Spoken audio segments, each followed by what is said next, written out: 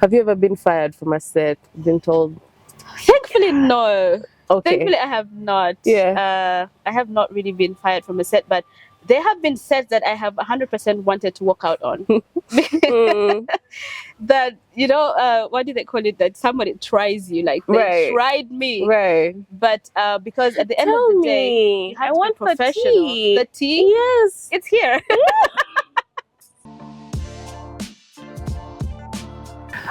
Hi guys, welcome back to Kampala Mode. I'm your host Lina Twine, and this is a space where we bring you all your favorite fashion creatives, whether it's designers, stylists, fashionistas, models, whoever. We're here to just chat fashion. And today I have an amazing person who I've known for a little bit, Miss Ibiara. Hi. Yes, Hey. she's a stylist extraordinaire, and we'll get to know a lot more about her. Absolutely. Yeah. So, how's it been? How's your day been so It's been far? crazy. It's been crazy. You're trying to get somewhere, trying to do a lot of things. Yeah. So it's always crazy. You're But in a preparing. good way. You're preparing for that masterclass, right? Yes, we're preparing for the masterclass. I'm so excited about it. I feel like we have a lot of talent, a lot of creativity in Kampala, in Uganda generally. Yeah. And we haven't been able to see that. Yeah. So I think this is going to be one of those stepping stones to showing what we have. So let's just talk about who you are. I mean, some of the people who are at home may not know. Because here's the thing. When you see an editorial, when you see gorgeous photos, sometimes you think, oh, this person dresses like this every day. They just waltzed onto set and had someone take their photos and then they went home. Not knowing there's an entire team behind that. Yeah. Yes. And then you have been a stylist and all that. So I walk me through the process, how you got to that point. It's such a long story. Yeah. Very long story. My mom is a tailor. My mom is a seamstress. So I kind of grew up listening to the sewing machine. So I think by the age of 7, 6, 7, I was already sewing my fingers. Okay. Like I was trying to get into it because I was like, what is she doing? How is she bringing these clothes to life and all that? So I started off mimicking my mom because she inspired me a lot. She's a well-known tailor in Teso. She's called Mami. So and her signature dress or whatever that she makes is a gomesi. Okay. So for me, looking at that gomesi, and I used to think like, why the sleeve is so pointed at the top? Why is it gathered like this? Why? And she says, well, that's it. That's the beauty of it. So kind of using that made me a very curious person. So when I went to uni, I did industrial art and design at Makerere University, MOOC. But I didn't feel challenged enough with the course. I wanted more. So there I did a bit of sculpture, I did a bit of paintings, but then I had an opportunity to intern at Mercedez Benz Fashion Week in Joburg. Ooh, wait, hold on. How does such an opportunity just like come? Yeah. Internet, come like on. It doesn't you're always come from scouting. heaven. Yeah. So I was just introduced to the world of the internet. I would always go on my father's computer. I didn't have a laptop of my own, but I would always go on my dad's computer and search fashion. Because I'm curious in nature. So I just go search fashion, what's going on, what is Fashion Week. And also at the time I had been working and interning with Gloria Ovamono. She's amazing. I loved working with her. I learned a lot from Gloria. I really miss Fashion Week. I miss Gloria. Please bring back Fashion Week. So also learning a lot from Gloria also helped with my curiosity. She's very amazing. She's very creative. So I was online Googling, searching where to go, what does a fashion designer do, what's the whole point of design, why are there designers. And then I found out fashion. I was looking through fashion weeks in Africa. Then I found Mercedes Benz fashion. I was like, ooh, nice. And then back then was the rise of David Tilale. That was the early 2010, 11, 12. And it inspired me a lot. So then I've seen the Fashion Week advert. This is happening. That was from Africa Fashion International, I think. They're very big on Facebook back then. And Facebook, so big back then. We're just getting to know Facebook, and this is where I'd seen it. So then I applied. I said, I'm interning with Gloria. I'm in uni. I would love the opportunity to learn and be part of this fashion week, and thankfully they accepted. So I went there, I learned a lot, and I'd seen a lot that I had never seen before. I discovered styling. I didn't know about editorials. I didn't know about personal styling, personal shopping. It was something that was so new to me. So I said, I need to explore this further. Yeah. Like I said, it's a very long story. I feel like we need another episode for that story. But in all that curiosity, then thankfully I was able to get a scholarship to move to Cambridge. Okay. So I did fashion design and merchandising, so more about business for creative arts. And after I did that, with my curiosity again, I felt it wasn't enough. I felt I needed to learn something else. So then I went to learn fashion styling at London School of Styling. That was amazing, and it was so much different from everything that I'd come in contact with, because they are bringing the fashion industry in the classroom, whereas before it's really just about the classroom, and then you kind of go on your own to kind of figure it out in turn or whatever. So this was amazing, because as soon as you signed up for the for the class, and this is a professional certified class as well. So as soon as you sign up, there's Fashion Week coming up, the real jobs being posted, and you must work. So it's not about signing up and then say, oh, maybe someone else will take it. Oh no, you had to work. And that's where I discovered styling, and I said, oh wow, this is an entirely new thing. And one thing that I liked about it is the fact that you can, as a designer, you're like overall. I mean, as a stylist, you're like overall. As a designer, it's beautiful. You're specific. You're just creating, bringing to life these ideas that you have. Now, as a stylist, your work is to make sense of these ideas. So you're working with photographers, makeup artists, hairstylists, creative directors, to kind of bring together a vision, a complete look. And that's really what that captured me. And I think also, like, just what you said about how designers and stylists are different. I feel like designers, you're more in that box of like, you have your style DNA, you know who you're designing for, you know the motifs of your house and what you know you want to keep going. But then with styling, you're a lot more free, and to try different things. Like one day you're designing or you're styling someone for a red carpet, another time it's for editorial. What was that the reason why you stuck with styling, like the freedom of it all? Yes. With like you said, it's a bit limited with being a designer. Of course, you can say I'll be doing bespoke tailoring, so you can still kind of get out of your aesthetic as a designer and create something else for different clients. But it won't make a lot of sense for your design DNA. So you have to kind of pick something and stick to it. But as a stylist, you're open, because you have unlimited, client. Today maybe you're styling for TV, maybe for a video, music video, and then tomorrow you're styling the president, or tomorrow you're styling for a wedding. So styling is much bigger. The range is huge. It's so it's so limitless. It's beautiful. So much freedom. You unintentionally taught me quite a lot about how to run a photo shoot set. I don't know if what kind of styling is like your favorite, but I remember there's a photo shoot we did where I was like an assistant at that time. Like I was brand spanking new into the industry, and I was just like an assistant. I'm just here. I'm just happy to be here. I think it was the shoot for Priscilla Ray. I remember just from how you handled like communicating what you wanted, visualizing everything, putting it in the groups, letting everyone know, like letting the designers know these are the kinds of pieces we want. This is what we want.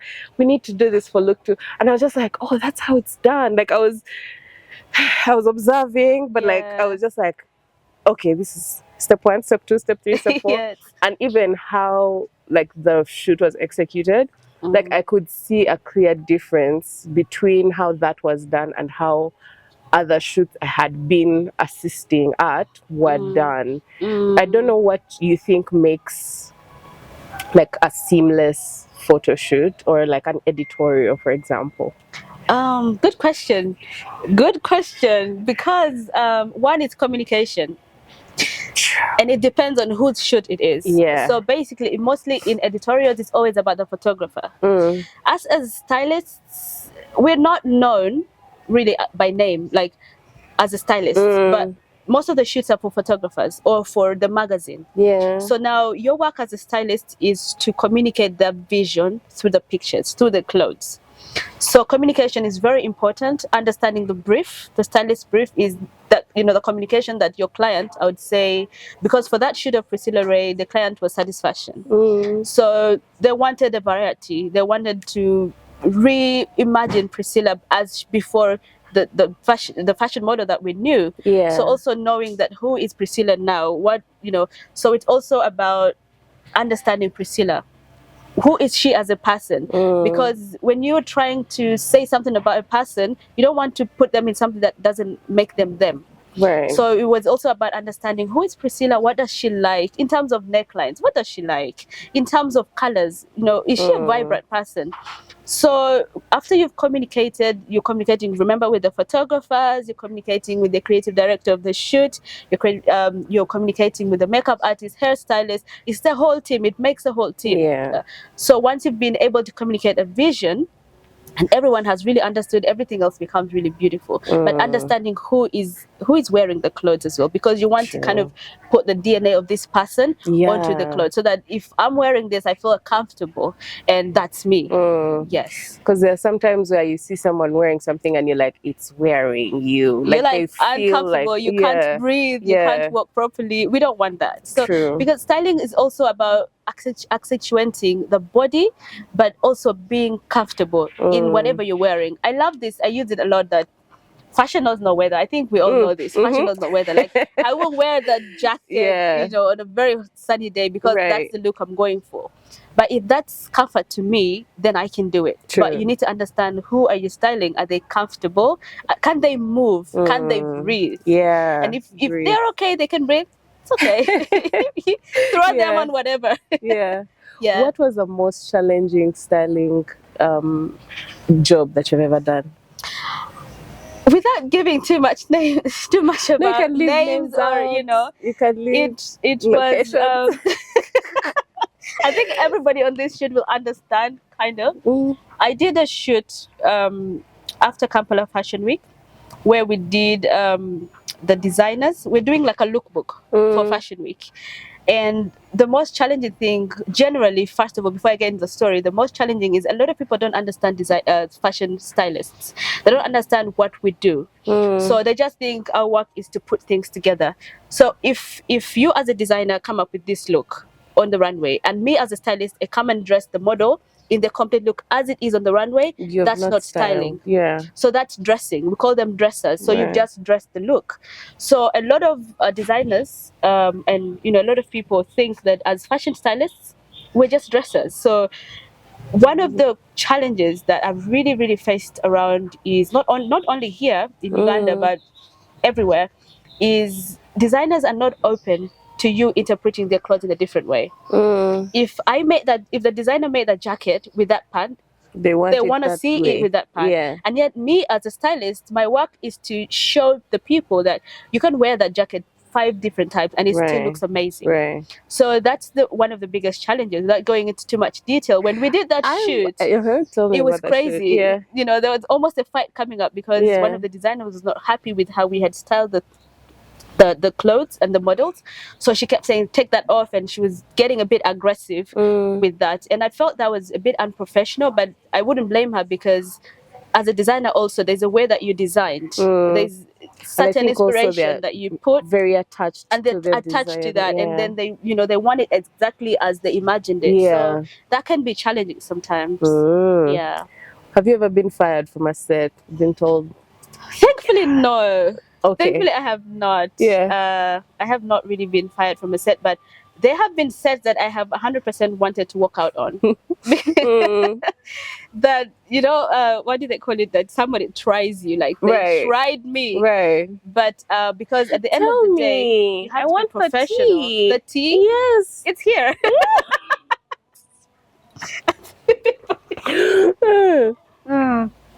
What happened that they wanted to? So one of the challenges that we face as stylists is after you've communicated the vision, remember you have the makeup artist involved, you have the hairstylist involved, then you have the photographer. So you find that even if you've communicated the vision and everybody's kind of bought into it, the reality is on the set, the photographer will kind of look at what you're going for and it will not make sense to him.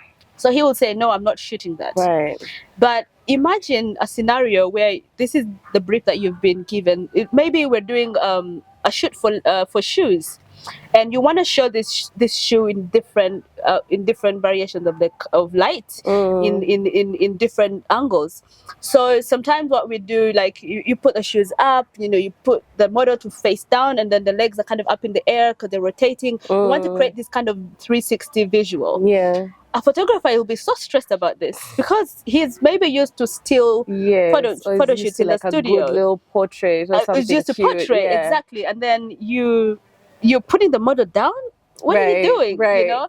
So just small things like this. I've faced this a lot. Sometimes the photographer doesn't understand in reality the vision now once you started shooting, or sometimes the makeup artist will say, nah, that's not beauty. I do a lot of beauty makeup. So if you're putting too much eyeshadow here, too much highlighter, it doesn't make sense to me as a makeup artist. So you know something that I've started doing. I realized that there are some people who are great in their particular niches, yes, or in their particular styles, and I try so hard not to take them out of it. Yeah. So if someone is like a great beauty makeup artist, I'm not going to tell them, let's go crazy, let's put blush here. But you have to be versatile as well. I've tried it. It doesn't work. Hi, Bo. Hey. There's a shoot that I had we ended up doing twice.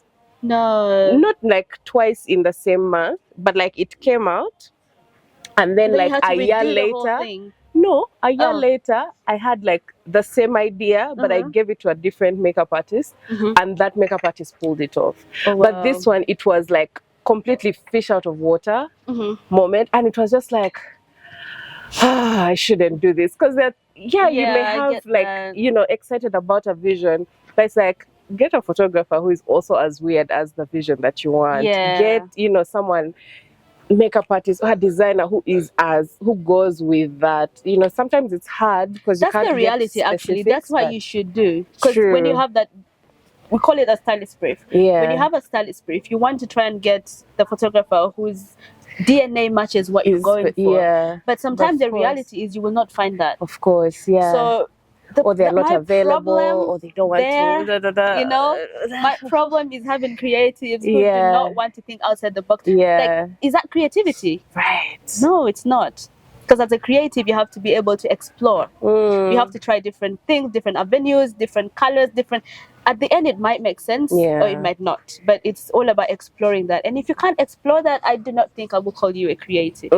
Yeah. I think that's the thing that's so frightening about being creative and trying different things, is that you might try something different from what you're good at, and then it falls flat, and then you're just like, oh, does this mean I'm bad at what I do? And it's like, no, oh my God, that's so important. And like that resilience, I feel like is so important for creatives really to have, to know that, okay. I think we need, with creative, we really need to understand that it's a journey and it's learning in the process. And generally life is not like every day it's going to be an uphill, right? Yeah. An uphill ride. No, sometimes you will slide, sometimes you get knocked down, sometimes things may not work out, sometimes there's a delay, sometimes that's the end. But as a creative, I feel like one thing, you should never give up. Never. Like in that moment, in that journey, I like to call it a journey. In that journey is where you start to learn different things about yourself as a person. Because remember, there is resilience, there is persistence, there is, you're trying to what's the word? There is this where you try to what do you call it? English. Bounce back. Not really bounce back, but you try to interchange. Let's call it interchange. You try to interchange different aspects, right? But because society has put us in this kind of box that you must, if you go this route, you must go there. You know, if you're this kind of person, you must do this. No. Right. Yeah. You know, today on my way here, somebody, a border guy, shouted at me. He's like, "What is that on your head?" And I've heard this a lot about hairstyles as well. For example, if you're having braids, there's a way certain braids are supposed to go. There's a way they have to be only black, or they have to be only this. So it's that kind of general ideology that society has put on you that must only go this way. No, creativity is built, it's learned, it's exploring. And the more that you explore, the more you actually learn about yourself, the more you actually get out of that box. You actually meet even more people that, you know, can help you grow in the long run. I always say, because I think if there's one label I can put on myself, it's multi-potentialite. There's that person who does a few of everything. I love that. There's something I always say where it's like, the box you put me in has a hole in it. You put me in this box, but it has a hole in it. So sorry for you. So sorry to tell you. So yeah, I think it's really important to keep, you know, exploring and keep in the space that brings you life. Because once you leave and you say, okay, these things are not working for me, let me go to corporate. Me. Hey, like Honey, you corporate. Will. That's another conversation. We'll leave that for another day. Okay, so tell me, what is your most favorite styling moment that you remember? Oh my God, I was still in school, and they had advertised. We had a Facebook group where every industry advert would come in through that Facebook group. So they had requested for stylists and assistant stylists and for volunteers for London Fashion Week for Nico Panda. So Nico Panda is this brand based in the US, but it's by Nicola Formichetti. Well-known fashion stylist, has been editor-in-chief for Days and a couple of other magazines. So he's like one of those goats in styling. But if you don't know him and you know Lady Gaga, you probably know him. So he's one of the guys. He's like who styled almost every Lady Gaga look. All the iconic Lady Gaga crazy looks. I didn't know the guy. Obviously, we all knew Lady Gaga, the mid-dress and everything. I didn't know him, but that's the thing. Like with stylists, nobody really knows you by face or even name, but they will see your work. So they put out this ad. And I applied. I was like, okay, it's London Fashion Week. Nah, who doesn't want to go there? Long story, I was selected, and I was, assistant stylist for for his. It was his first show, so that was really iconic. It was his first show in London, and I remember the very first day he had rented this house in Chelsea. The very first day we got sent to the house to meet everybody, the team. He'd flown in his entire design team, his entire styling team, and I was really so overwhelmed. I was like, oh my God, this is my real first top industry experience. And I was seeing the coordination between the styling team, the production team, the design team, and everybody's sitting on the table, everyone is exchanging ideas, the bounce. It was so beautiful to see because it's an exchange of ideas, it's bouncing back, and they're building something on top of that. That taught me a lot. Fast forward to the day of Fashion Week, meeting all these other celebrities that came to his show. It taught me a lot about support. That sometimes you could be this great designer, but if you don't have that support, you're nothing. It's that support. And I saw the kind of support that he got. Being his first show, he was a bit nervous as well. We had millions of looks that had been shipped in, so we had to sort through some of the looks. We had to hand stitch some of the looks. We had to change a few things, and I learned so much from that. One is collaborating. You're working together. You're supporting other departments, but at the end of the day, it's the support that everyone gets. That was amazing. That changed my life. And then we were running up and down. Remember, it's Fashion Week. You have to be dressed in all black. You're not eating. You're not sleeping. It's craziest time, of your life. But it's the adrenaline rush. That's the best. And at the end of the show, I mean, the whole hassle of get everyone ready, go back, back to runway, come here, change. And everyone was so professional, even in that sense. Nobody's shouting at you. There was nobody that shouted at nobody. Okay. Nobody, like, you find this a lot of, here in Africa especially. I've seen that in Uganda as well. During fashion, like a fashion, somebody's shouting, no, everybody was so stressed out to a maximum, but nobody disrespected anyone. Nobody shouted at anyone. There was no devil wears Prada here. Right. No, it wasn't there. That changed. I would actually assume that that's where you'd find the most. I did not and experience that. I did not see that. Everybody that I worked with was amazing. I remember we met this Princess Julia. We styled her and we took pictures with her. It was amazing. And for me, the highlight of that, after learning, all of these important things, is also about humility. And I was working, but I didn't realize that this Nicola he'd noticed the way I was working. And at the end of the show, he actually came to me, like, I was you're not allowed to record, by the way. Right. Like, if you're working, don't go and record nobody. Because sometimes some of these looks have to be shot after the show. Yeah. And then after that, then you can see them. Sometimes you're not supposed to see them. But I was like getting my phone. I was like, this is so amazing. Oh my God, look at this celebrity. Look at this, starstruck. And then he noticed me, and then I noticed him coming towards me. I was like, I'm dead. I'm gone. Like, this is the end. But no, he was like, I love your composure. I've seen how hard you've been working. And I was like doing a video. He's like, yeah, do a video. And then I did a video, and he was like running around in the video with me. He gave me a peck here. He's like, I'm so grateful. Thank you for everything that you've done. This is really amazing. That humbled me. Yeah. So much. That's beautiful. So that's been my most memorable experience ever. I love that. Yeah. What's the biggest misconception people have about stylists, that industries? I think the biggest misconception that people have is that styling is this fancy thing. Sometimes they see you as a stylist, you dress up nice, and like, this is your everyday life, like you're living. This is, it's not. It's far from that. I mean, bringing out the looks, bringing them to life, that's amazing. If you really love it, that's amazing. I mean, I would assume that you live in like designer and you have all these pieces and all that, like the new stuff. Let me tell you, like, when we were styling for this fashion show that I mentioned for Nico Panda, we were given a lot of the shoes. Now, remember, these shoes haven't hit the market yet, so I got like 5 pairs of shoes. We got given handbags, we got given like little accessories. So sometimes when you work with big brands, you're given a lot of things. They sometimes appreciate you more than the money, obviously. Right. But if you're lucky, they give you back, so you can own some of these things. But the only thing that makes us look as good as we do is because, apart from fashion, especially in Africa, apart from being a fashion designer, fashion styling is one of the biggest avenues that you can use to raise money, to earn money.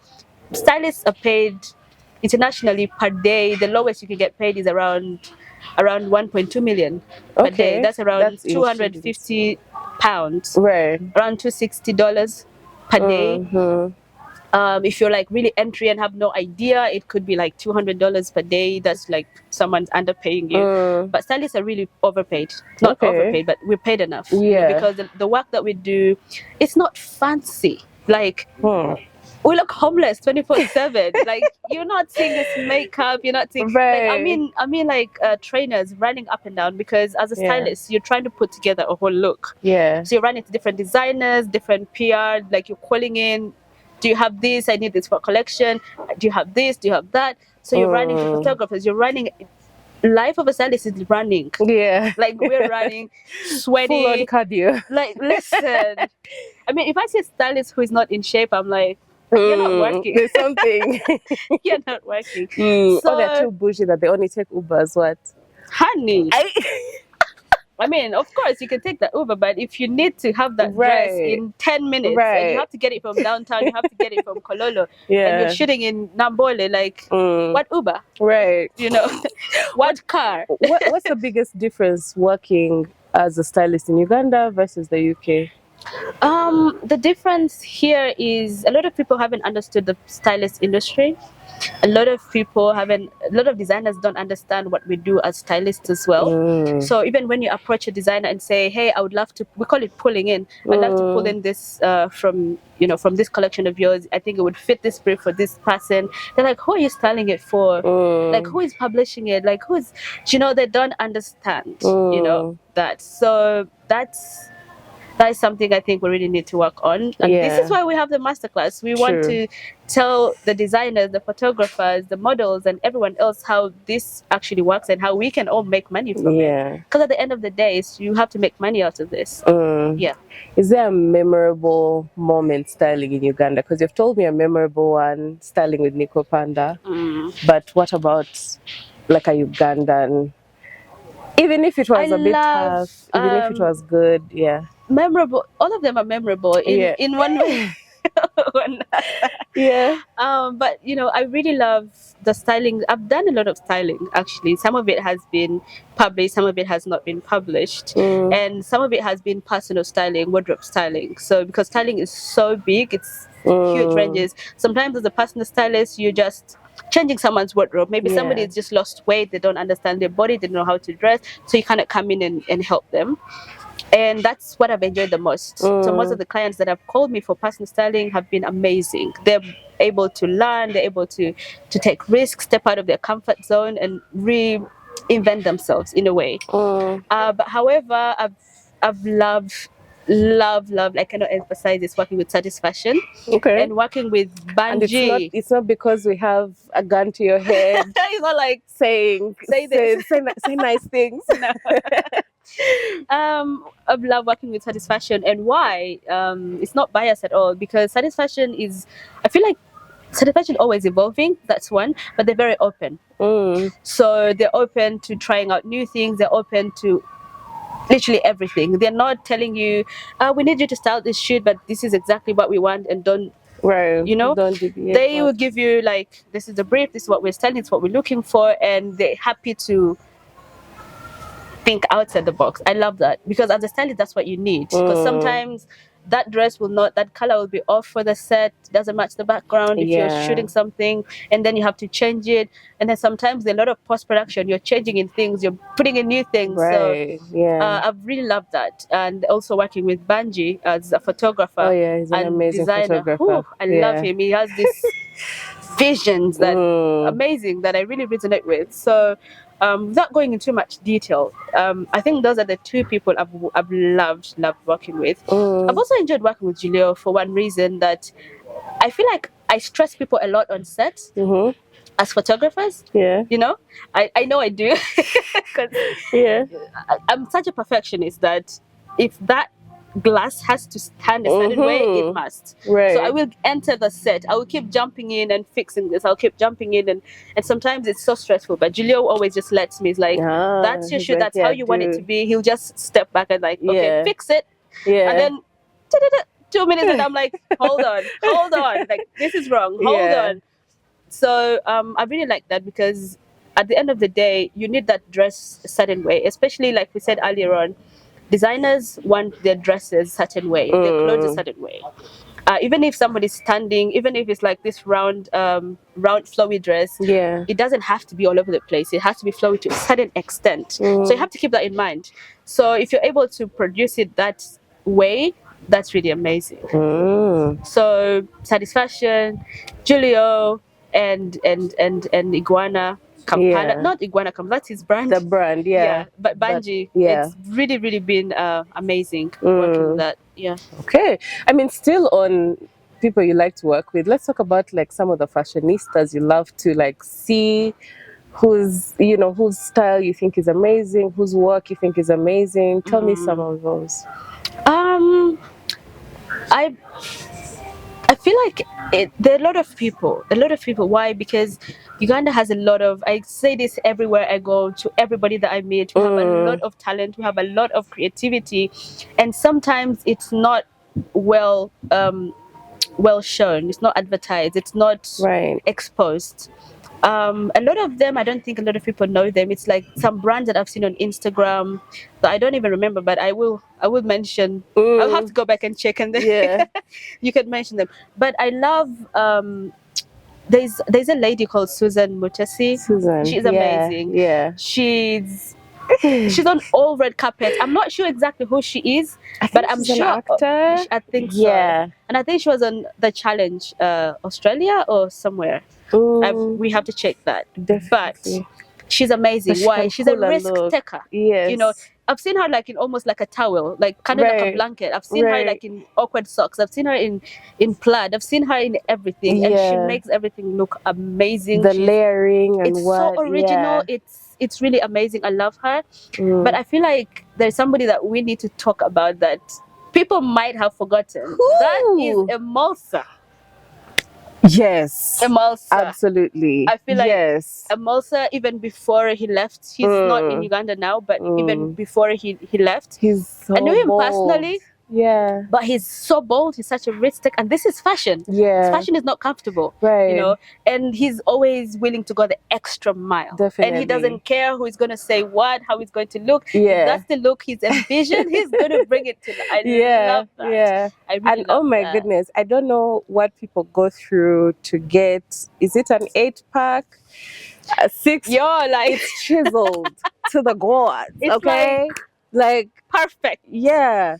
And he knows how to show it off, but like every single time we see how long do you work out? Right? I'm asking we for need the tea.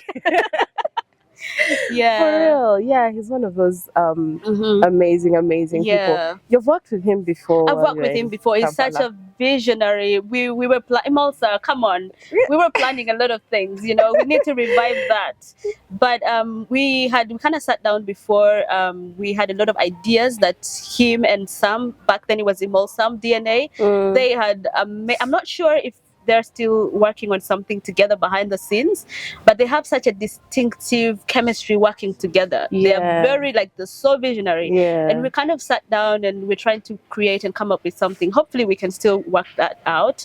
But I really enjoyed his design process. He's so thoughtful. There's too much detail in every step. Okay. So yeah, Emulsa is one of those people. If you've not followed him, please go check him out. One of the visionaries, representing Uganda everywhere. Yeah. We love that. Yeah. Love that.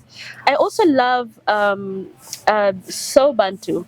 I've seen this brand. Yes, Claire. Yes, she's. I think she's such a visionary. I think she has a lot of fresh ideas. Yeah. I really love the work that she's doing. Yeah, I love how she presents a very African style, but not as traditionally as we are used to getting it. So she'll throw you something and you're just like, oh, I didn't know we could do that with Kitenge or with this other brand. I love that you've said how she brings this African aspect. I feel like we need a lot of that. Yeah. We need more of that. And when you kind of let's have a look at around East Africa. Let's look at designers, let's look at stylists. I feel like a lot of our DNA is getting lost. It's getting misplaced because what's distinctive about Uganda? You know, we know it. But we're not showing. I have a random opinion about specifically that, of what sets Uganda apart when it comes to fashion. I feel like a lot of the times we have the tendency to look at other people and what they're doing and be like, okay, so that's how it's done. Let me come and do it here. And then, with the people who are doing it big in the fashion industry right now, they have a little bit of Nigeria in them. And yet, I feel like the Ugandan DNA lies in how effortless we sometimes can be. There's something about how cool Ugandans polished, are. Yes. And we don't have that. There's a girl, I don't know if she's a stylist. I think she just loves fashion. Who's this? I'm obsessed with her style. She's called Sharon with a W, if you're checking her on Instagram. Her I need to check her out. Yeah, her style is so cool and so it looks if you look at this person, you know that she looks good, but you don't see that she's free and trying too hard. It's just hey, I'm here. I love and that. and I'm fabulous. I love And that. every single time I like go to her page, because sometimes there's some style inspo that I steal from her. But the times I go to her page and I'm just like, this person needs to have at least 50K followers. Like, right. I see her page and I'm just like, but anyway, yeah, and that's also part of like, the I like effortless that point, vibe. That point you're saying, like, I don't feel like we appreciate Ugandan creators. Right. I don't think we appreciate Ugandan creatives as well. We don't appreciate Ugandan brands. Like, people rather run downtown and buy something worth 50K, right, 100K, 150, but never support a designer who is even selling something at 45K. Right. You know? Yeah. And I don't know why. Why are we doing this? I mean, I think it's also a thing of it's a pricing issue. You see, like how that new supermarket is like packed to the brim because the prices, the Chinatown in Lugogo, yeah, like they have lines up to nowhere because the prices are really low and blah blah blah. But I think the problem people have, especially with getting into ready to wear, getting people to wear Ugandan brands, is that it's expensive to get into, like to buy into it. Great fabrics are expensive. The time it takes, like sometimes I feel bad if a designer is selling me or making me something bespoke, and then it's at a particular price, and you're like, where do you come in? Like, I've given you the fabric, but then so at the end of the day, you find that people struggle to make those two things meet. But I've seen a few ready-to-wear brands that are coming up and people who are branching into the ready-to-wear world that are kind of making it work, and it's interesting. On that point, this is something that really upsets me, is that people would rather go and buy a Louis Vuitton bag at 3 million. Right. But a Ugandan designer is selling a bag that she's made at like 400,000. Not 400, 150K. And you're like, Ugandan? Okay, I was thinking about a particular brand in mind. Oh, really? Let me know. Eye on, they're called Discreet Street. They used to be called Bika. Discreet Street. Liz at Kunda. I think you know her. Okay. Yeah. She makes those gorgeous leather bags. And there's a bag that's like for, I think, 350. And I'm just like, beautiful. I'm coming for you, baby. Yeah. But even when you say the Louis Vuitton and stuff like that, I feel like there are a few people who actually buy them. Really? The rest are getting them from like DH Gate at best. What's DH Gate? DH Gate. What's that? So yeah, they make replicas. Oh. I didn't know that. Don't say it out. Louis. Don't say it out loud. Gucci. It's a very open secret. Okay. DH Gate. But check it out. That and others. So yeah, I mean, I feel like they might be getting them at the same price, but I have noticed that people of late are getting more into wearing Ugandan brands. I love a lot we more should do that. in like their everyday. Yeah. There's another brand I love. In fact, I really want to get her on the show, Miss Oringa. Oh, I love Oringa. She does fun things with African print. I love that. I feel like we need, like, I'm seeing a lot of designers starting to conceptualize and use what's that, our traditional there's fabric. Kitenge, No, not kitenge, not kitenge. The striped one. Chikoi. The Chikoi. Yeah. I feel like, please, designers, please, let's make it trend. Let's put it everywhere, because that's who we are as Ugandans. True. The kanzus. Why should we wear kanzus only on weddings? Right. Like, why can't you wear it to the office? And I feel like there is one version of the kan, that thin cotton material, and I feel like there's so much that could be done to edit it. Exactly. Yeah. We can. One thing that when I teach design, I remember at school they would tell you get one object and then take it apart. Like it's called researching it. So you take it apart, and then your professor would tell you to create 300 designs from that object. Wow. And then in the beginning, you just look at it as like, how am I going to get 300 designs out of this? You know, without going so much into education and teaching, but it's the whole thought process, how you take it apart, you burn it with something, you know, when you're doing that whole research, you realize you can come up with 400 designs out of this one thing. And I really want to challenge the Ugandan designers, like on Google.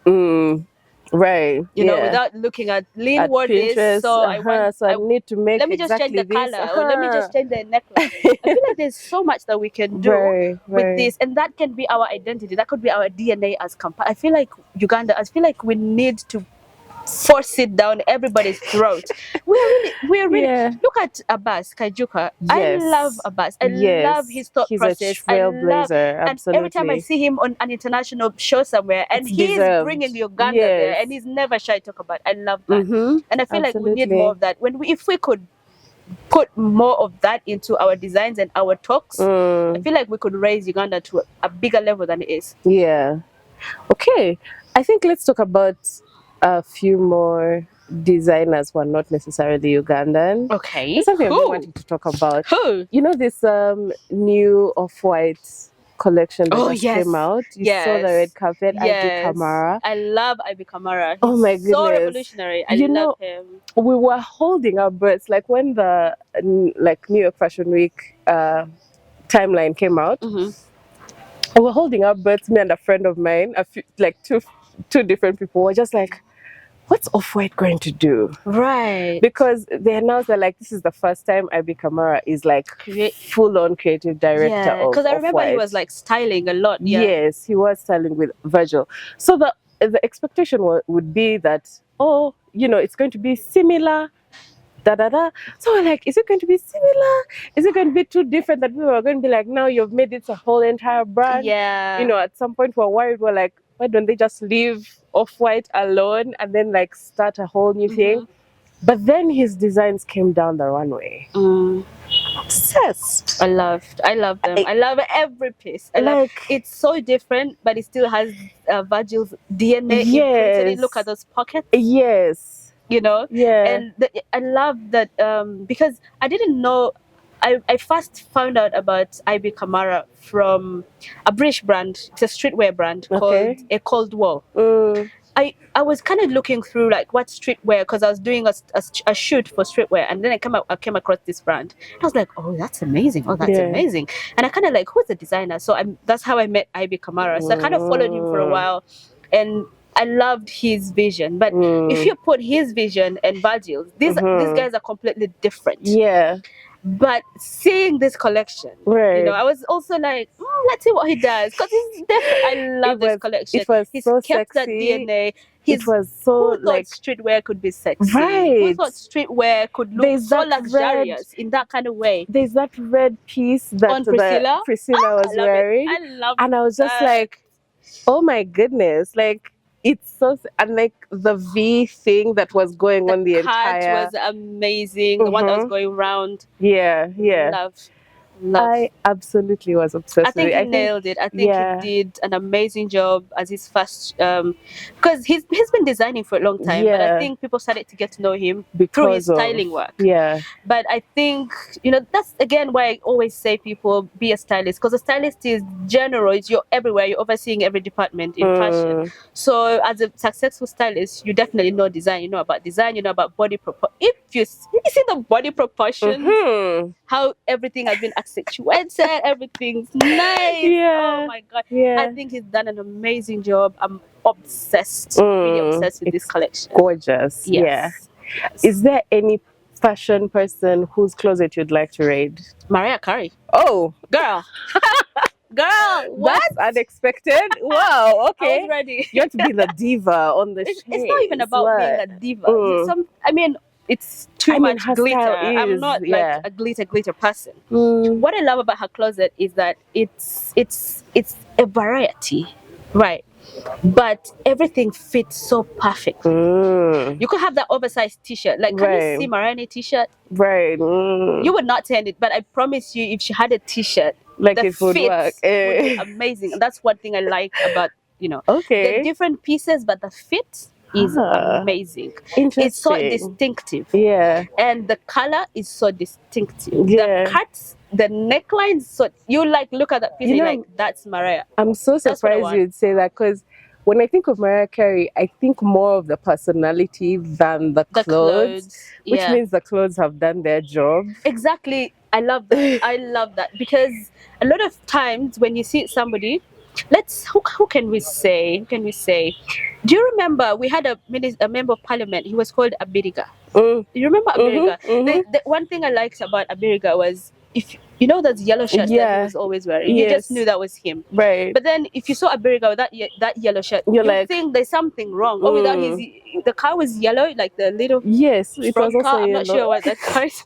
I don't know cars. I think it was a Beetle. Yeah. Yeah. But so that's what clothes do. So in the Fashion Stylist Masterclass, we're going to talk about branding, like personal branding. This is what stylists also as well do. This is what clothes do. And it's very important for us to understand this.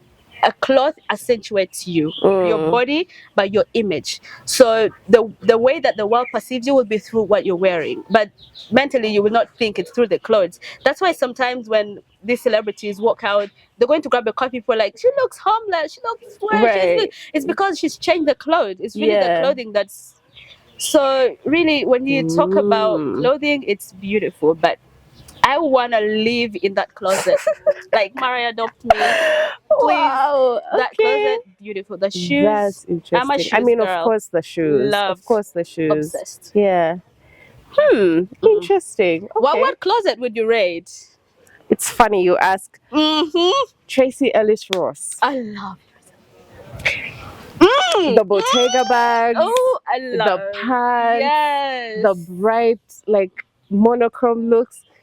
And she always looks like she's having fun with her fashion. I love she always, that. Yeah. She's like, and so I'm just like, yeah, girl. I see you. See ya. Watch your back. If I find out where you live, it's over. It's long. Yeah. Yeah, but I think it would generally, it would be her. On the Ugandan plane, I don't think I would raid one person's closet, but Kwesh, I would want to give Kwesh all the money to make me an entire closet. Love. Like, it's so, like, it's demure. It's cutesy. It's very, like, like, it's not shouting, and like I'm not necessarily someone who's, out loud and whatever. I would really love. Amazing. Amazing. Hi, Kwesh. Yeah. So amazing. What are you excited about for the future? What have you got going on? A lot. What are you waiting for? A lot. Could you share? I'm imagining a future where Uganda is on top. Fashion-wise, we're on top. The stylists are on top. The photographers on top. The models, I mean, Joram, thank you. Joram has done his big one. Joram, you've done your work. Like, that's amazing.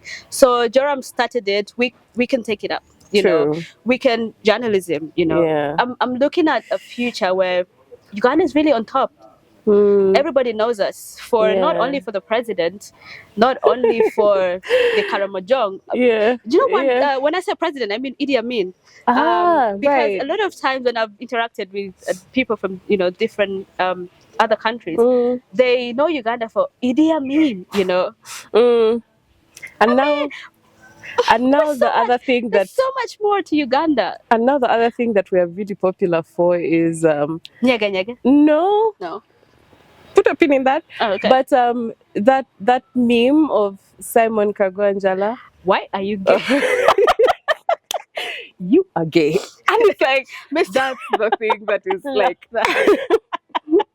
I've seen people say he needs to stand for president, or he needs to interview like presidential candidates. I think he should. Right. And also that moment with Miriam Matembe also went like kind of viral, and it was like, and pasta. Yeah. Those are the things that Uganda goes viral for. I love that. And but I feel like that's a good avenue to promote our fashion. Imagine if senior citizen Miriam Matanda was wearing like this beautiful dress that could also be remembered. And one of the things that, using that example, one of the things that I always encourage when I talk to different students is that let everyone wear your clothes. You know, it's good to have a market, it's good to have your target customer, but let everybody wear your clothes. Don't only be saying, I only want ministers to wear my clothes, I only want celebrities to wear. Let every normal person wear your clothes. Like this, remember this Tenga boy? How Tenga. You haven't? Oh my god, like I don't know. Yes. What rock have I been under? Where are you living? Like he's like been mentioned like with Chris Brown, like he's gone to the US, he's gone to the UK, he's gone to Dubai, he's done amazing collaborations. He just started by doing a video, Tenga, and then it's kind of gone viral. Like he's everywhere, everyone wants to be associated with him. All these princes and billionaires in Dubai calling him to just dance, you know? Yeah. Imagine if that boy was wearing a t-shirt designed by the Ugandan designer. Yes. So, and he went viral. You don't know who's going to go viral. Like these days, it's about going viral. It's about breaking the internet or whatever. We need to use every avenue we can. That's why I also give Joram props as well. Because whenever he goes for Fashion Week, he's not wearing international brands. I love his streetwear, Joram. He wears Ugandan, strictly Ugandan, and it's good. And like he always says, he's like, I always wait for an opportunity for someone to ask, because he's very flamboyant in how he presents. And so someone is bound to ask and be like, yes, who are you wearing? Where did you get that? And he's like, it's from Kai's Divo. It's from Kampala. It's from Uganda. And it's like, yes. That's what we need people to do more of. We do, like, absolutely. You have dress that everybody. Always, you know, like when whoever is in front of a camera, whoever is like a TikToker, like YouTuber, let everyone wear your clothes. You know, one of the things is that, especially as a young brand, you can't be too limited. So you have to expand in terms of visibility, in terms of creativity, in terms of your design aesthetic. So design for everybody, let everyone wear your clothes, and that's where you grow from. If you get constricted in this box and say, I don't want that person because I don't like what he's saying, at the end of the day, you want to make money. So whoever can wear your clothes, you never know on what stage. Tell us more about like the masterclass and what you're excited about. I'm really excited. I keep saying this, I will never get tired of saying it.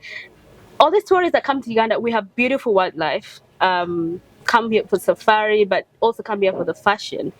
And I know it's not televised a lot, it's not everywhere, but we have beautiful, amazing creation. The designers are very creative. So I'm really excited to partner with Next Fashion College, where I'm now a partner and a fashion lecturer, to bring these master classes. So we're starting with the stylist masterclass because that's just me. My DNA is styling. I like to put links together. But I also think because styling is still a bit new and unexplored in Uganda, and we need more stylists to come up. And I always say it's not about competition, it's always collaboration. I love that. That's a big one. So let's collaborate. I call all stylists, all designers, makeup artists, come on, let's collaborate. Let's expand and grow Uganda together. So I'm really excited about the Fashion Stylist Masterclass that's coming. On top of that, we're going to have more masterclasses. We're going to have photography, fashion photography masterclasses, fashion PR masterclasses, design masterclass. They're all coming. They're all in the works. So I'm really excited. And this is a call for everybody. You don't have to only be in fashion. You could also just come and learn how to dress for your body type, what looks good on you in terms of your face structure, in terms of your skin tone, what colors you can wear, what kind of shoes go with what. And I feel like it's so important to learn this. So I'm really excited about bringing the masterclasses with Satisfaction and a lot of other partners that we have. What else are you excited about for the future? I'm also excited about showing Uganda in a variety. Like I was saying, let's put Uganda on the map. But because the fashion industry is quite big, we work with photographers, makeup artists, and we can use fashion to promote tourism. We can use fashion to promote songs, like literally everything. So I'm really excited about a new beauty pageant that's coming into town. Okay. Yeah. So we want to revolutionize how beauty pageants are seen. I mean, obviously it's a beauty pageant, it's about beauty, but what's your interpretation of beauty? Is it really like people say beauty is in the eyes of the beholder? It has to be on the outside. It's about manners. It's about, but I think beauty is also about success. What better way to to show success. Yeah. What better way I love to empower young people. In everything I do, I want to empower people to be better, to learn more, to step out the comfort zone, to, you know, go big. Go big or go home. Right. I see people who say go big, go home, but like, I just got home, it has my bed. You'll be broke in that bed. Like, get out of that bed. Yeah. So one of the avenues that I'm thinking of, we can push Ugandan fashion art, you know, culture, is through this beauty pageant. So we want to change the way that people view beauty pageants. We're going to have like boot camps and mentorships, and guys, just watch this space. It's coming. So how would it be different from the 100% different? You already have? I mean, we will have it's the same concept. We're just changing a few things. So, for example, with boot camps, we're talking about coaching, mentorship, business. Because it's good to be like, I'm beautiful, I'm wearing lean, you know, that's beautiful because you're promoting brands, and that's what we're bringing. We're only working with Ugandan designers, Ugandan artists, Ugandan hairstylists, 100% everything Ugandan. So in the gowns you're going to see it's about Ugandan stylists, Ugandan artists, designers, but also we want to promote a culture of school. Not only just like being school. These days, a lot of people are saying, go to primary school, go to secondary school, go to university, and then look for a job. I think, nah. You don't have to. We're now skilling. Like, that's part of the work that I'm doing with refugees in Uganda. But skilling has opened my mind so much that if you have to be able to impart different skills, because after you've gone through this primary, secondary, blah blah blah, university, and you have this whole degree, you have a master's, you have a PhD, but you're broke. It doesn't make sense. But if you have the skills, you can use your hands. So this is something that we want to teach as well, and empower and encourage. That you could have skills. It's good to have the education and the degree and all that, but if you have the skills, you can use your hands, you can do crafts, you can do painting, and we create avenues where they can sell and make money. That's what's going to, one of the things that's going to make it very different from the other beauty pageants. So encouraging skilling, encouraging business mentorship. We're going to have different professionals coming in and mentoring them and helping them grow. So everybody that's going to sign up for these beauty pageants, this is also a call. Sign up for the beauty pageant, Miss Intercontinental Uganda. By the way, Miss Intercontinental has been one of the pioneers of beauty pageants. It's been here for over 50 years. So sign up for Miss Intercontinental Uganda. We have a lot of amazing things that are coming, and we have different professionals coming in and teaching you in different aspects, different areas that you would love to learn and grow. And at the end, we follow up and support. Support, because we want everyone to grow, everyone to make something. It's about making money in the end. So we will not make money through you. We want you and us to make money together. So that's a revolution of beauty pageantry. So I'm really excited about it. So much going on, so much to show you, but really look forward to it.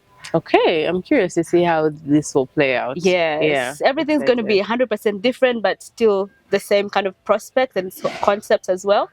So it's going to be amazing. We're excited to see it. I am so excited. Yes. Thank you so much for making the time and like just having a little chat with me about fashion. I've really enjoyed this. I think we need more of this. And you need to call everybody. We need to call everybody on this podcast. When I pick up the phone when I call, okay? Like pick up her phone. No, I'm joking. But thank you for watching. If you've gotten to this point, leave a little likey in the comments, share. But we'll be back again next week with another Kampala mode.